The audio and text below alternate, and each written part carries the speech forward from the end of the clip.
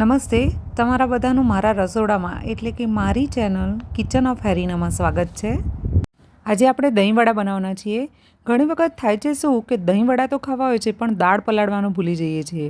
તો આજના આ દહીંવડા ઇન્સ્ટન્ટ બનશે અને એ પણ વગર ફ્રાય કરે, એટલે કે આજે આપણે તળવાના નથી. આ દહીંવડાને વધુ ટેસ્ટી બનાવવા માટે મીઠી અને તીખી ચટણી બનાવીશું. વગર તળે અને વગર દાળ પલાળે પણ આ દહીંવડા એકદમ સોફ્ટ રૂ જેવા થશે. તો ચલો આજના આ દહીંવડા બનાવવાનું શરૂ કરીએ. એક કુકરમાં ગોળ અને ખજૂર લઈ લઈશું અને એમાં થોડો આમચૂર પાવડર નાખીશું. આમચૂર પાવડરની જગ્યાએ અહીંયા તમે આમલીનો પણ ઉપયોગ કરી શકો છો. હવે 1 ગ્લાસ પાણી નાખી કુકરને બંધ કરીશું અને 2 થી 3 સીટી આવે ત્યાં સુધી આને ગરમ કરી દઈશું.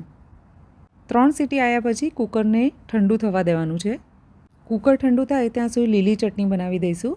તેના માટે થોડા ધાણા લેવાના છે એક મિક્સરમાં. થોડો પુદીનો નાખી દઈશું આમાં.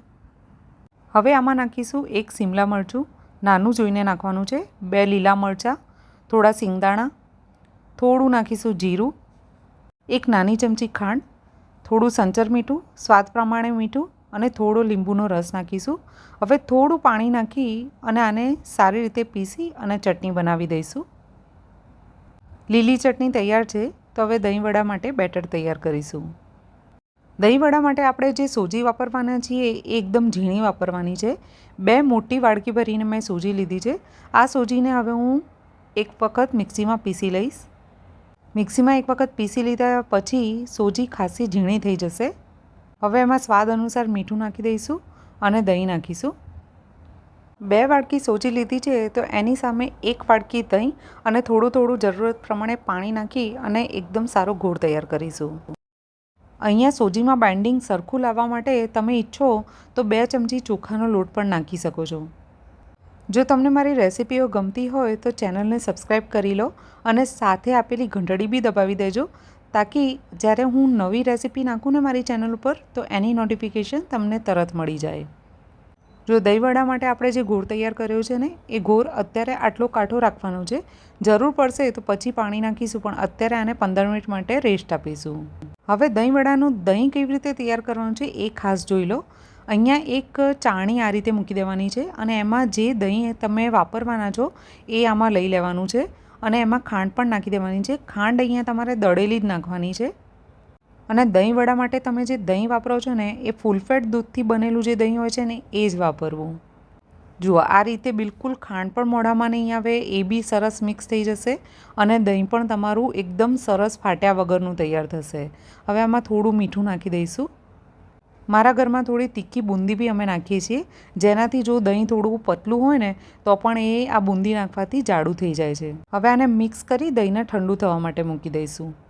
હવે જે મીઠી ચટણી હતી ને એ જોઈ લઈશું. એમાંથી મેં ખજૂરના બધા ઠળિયા કાઢી દીધા છે. હવે આને એક વખત મિક્સરમાં લઈ અને પીસી અને આની ચટણી તૈયાર કરીશું.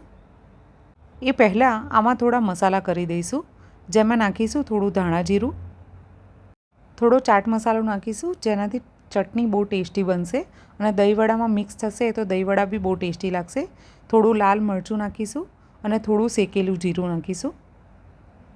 હવે આમાં થોડું મીઠું નાખી દઈશું, સ્વાદ પ્રમાણે મીઠું વાપરવું તમારે.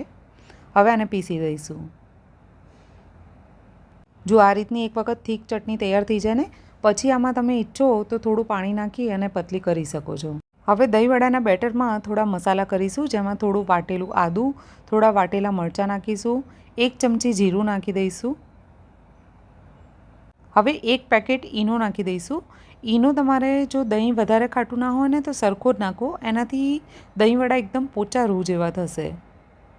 હવે આને એકદમ સારી રીતે મિક્સ કરી દેવાનું છે. મેં પહેલાં કીધું તે રીતે આમાં જો તમારી સોજી તમને થોડી પણ મોટી લાગે ને તો તમે 2 ચમચી ચોખાનો લોટ ચોક્કસ નાખજો. એનાથી જે સોજીના બેટરમાં બાઇન્ડિંગ બહુ જ સરસ આવશે. 2 મિનિટ ઈનો બરાબર મિક્સ થઈ જાય પછી આપણે આમાં કાજુ કિસમિસ નાખીશું થોડા.